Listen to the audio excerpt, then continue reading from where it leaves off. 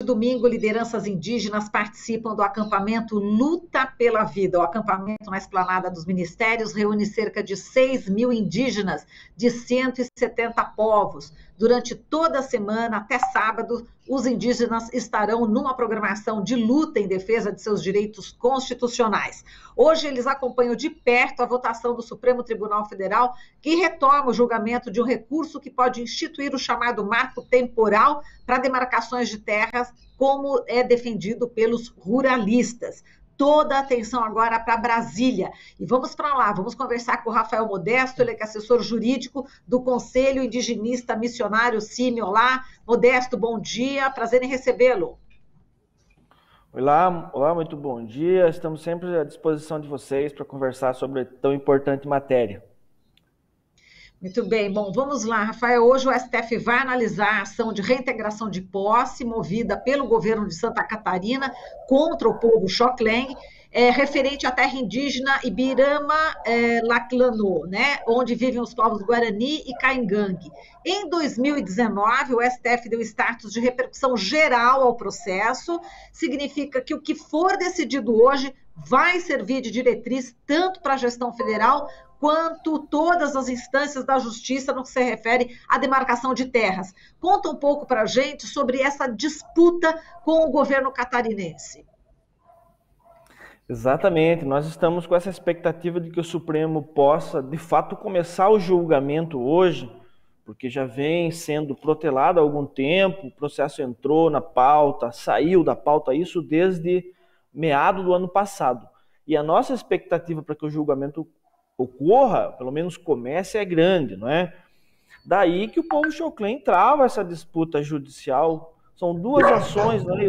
E o Supremo escolheu, então, julgar uma delas, inclusive essa que você menciona, que é um recurso extraordinário, que consta com a aplicação pelo Supremo, né, em 2019, do Instituto da Repercussão Geral, que é justamente isso. Escolher um caso paradigma, um caso importante da história brasileira, inclusive, que os Xoclen fazem parte. É um povo que sofreu toda sorte de violência, eram caçados pelos bugreiros, e o próprio estado de Santa Catarina pagava aos bugreiros, né, por par de orelha. Os bugreiros matavam os índios, dizia que cortar índio era como cortar bananeira, né? Então, todo esse tipo de violência, e tem mais, né? A gente encontrou um documento chamado Relatório Figueiredo, de 1967, época da ditadura militar. Nesse documento a gente viu dinamite jogada nas aldeias, estricnina misturada ao açúcar e jogada para as comunidades, caçadas humanas com metralhadora, e os que sobravam vivos, relata, eram amarrados de ponta cabeça e cortados a facão, vivos, do pubis à cabeça. Esse era o modus operandi. O modus operandi para quê? Para tirar os índios das terras. E fazer o que com elas? Entregar a colonização, expandir as fronteiras agrícolas. Essa é a batalha que o povo Xoclen trava contra o estado de Santa Catarina para reaver, para ter uma reparação. A reparação seria, então, a devolução de suas terras esbulhadas, não é? Então, o povo Xoclen teve um território demarcado em 1914, não é? O próprio Serviço de Proteção ao Índio nasce nesse contexto de disputa entre o povo Xoclen e o Estado brasileiro, certo? Então, teve duas reduções drásticas do território do povo Xoclen, uma em 1926, uma em 1952.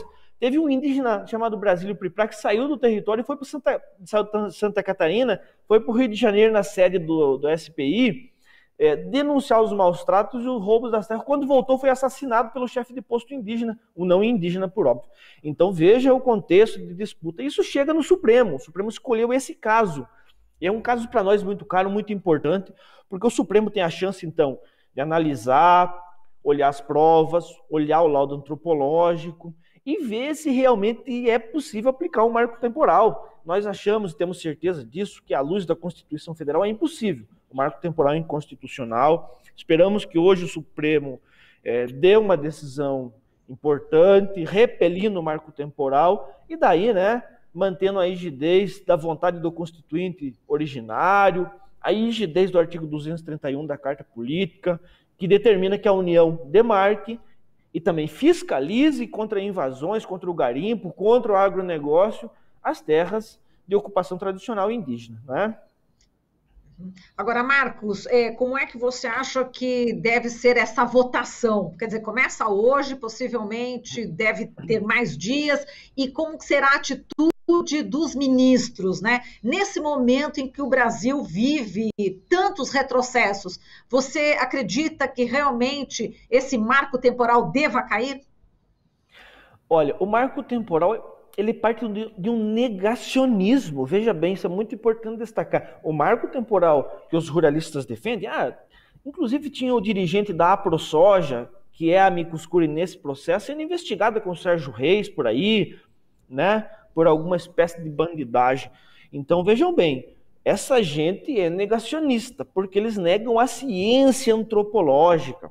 A ciência antropológica, isso o Supremo já afirmou em dois processos julgados em 2017, a ACO 362 e a ACO 366. O Supremo fez questão de dizer, a diretriz para dizer se uma terra é indígena ou não é a ciência antropológica que conta com o método próprio, né? Então, quando a ciência antropológica faz um estudo, entrega um relatório dizendo os limites de uma terra indígena, isso passa a ser quase que incontestável. E o marco temporal, ele rasga o laudo antropológico. E nós temos muitos exemplos. O caso Limão Verde, por exemplo, dos Terena do Mato Grosso do Sul. Guirarocá dos Guarani Kaiowá, o laudo antropológico e tantos outros, disse aqui é terra indígena. E quando foi anulado com base no marco temporal, um destaque, esses dois casos ainda contam com recurso na justiça.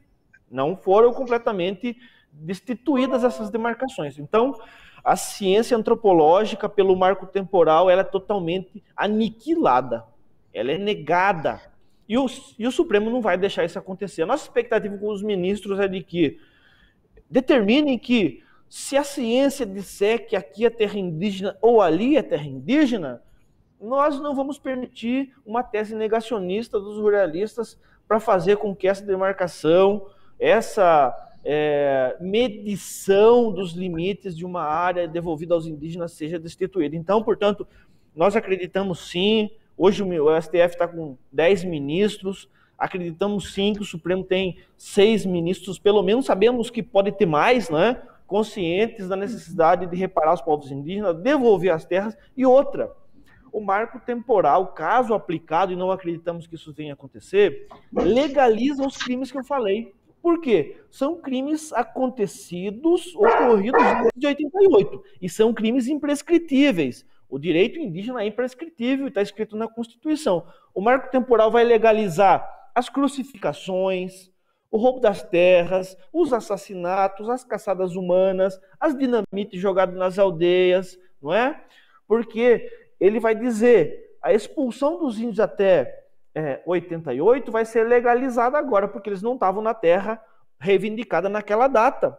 Então, justamente, eles foram expulsos para essas terras serem entregues para a colonização. O marco temporal é esdrúxulo, é perigoso, é pernicioso e vai fazer com que os indígenas sejam enviados pelo próprio Estado, por meio dessa tese, claro, se caso aplicada, para as periferias das cidades e vão perder as culturas, as crenças, as tradições, vão perder as suas línguas, a nossa riqueza cultural brasileira, que se somam mais de 274 hoje catalogados no Brasil, não é? Perfeito, tá certo. Então, Marcos, a gente deseja boa sorte hoje, enfim, nessa votação no STF. Um forte abraço para você e até a próxima. Um abraço, até mais. Até mais. Falamos aqui com o Rafael Modesto, assessor jurídico do Conselho Indigenista Missionário, o CIMI. Você está ouvindo Jornal Brasil Atual. As notícias que os outros não dão.